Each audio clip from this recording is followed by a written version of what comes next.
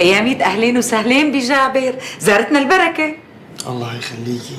كيفه الوالد؟ إن شاء الله تحسن؟ على حاله الحمد لله، يعني ناطرين فرج الله. ومشان البيت شو وضعه؟ عم بتصرف، إن شاء الله كم يوم بتزبط الأمور.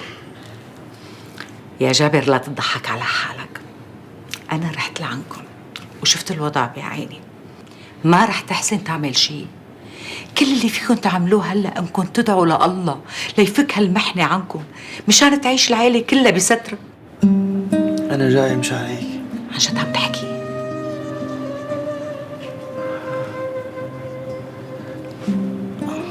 أنا جاي مشان أعطيك ليلتي لزوجك. انت؟ أي أنا جاهز، بس بشرط ما حدا من أهلي يدرى، وأنا جاهز من هلا إذا بدك. ما بيزبط إلا أبوك، أولاً بحكم مرضه وبحكم أنسجته. شلون يعني بحكم أنسجته؟ يعني لازم يكون في تطابق بالأنسجة، وإلا أنا كنت عملت القصة. وشو عرفك إنه في تطابق بين أنسجة أبي وأنسجة زوجي؟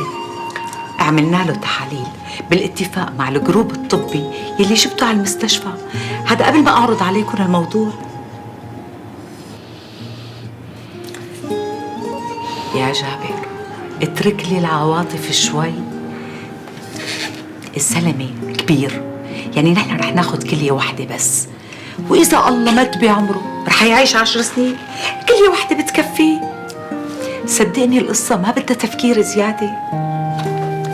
إذا كنت خايف إنه أهلك يدروا بنعمل العملية بدون ما نخبر حدا، وهيك أنت بتكون حليت أمور بيتك والله كتب لجوزي الشفاء على إيديك.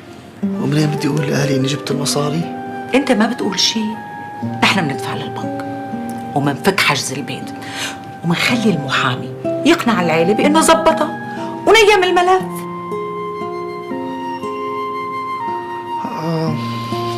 شو؟ أنا كنت بدي أفتح محل. أنا بفتح لك محل أنا، وبعطيك بدل المليون مليونين. إيه؟ خلينا أول شي نشوف إذا أنسجتي بتناسب زوجك وبعدين نحكي بالموضوع. ماشي، قوم.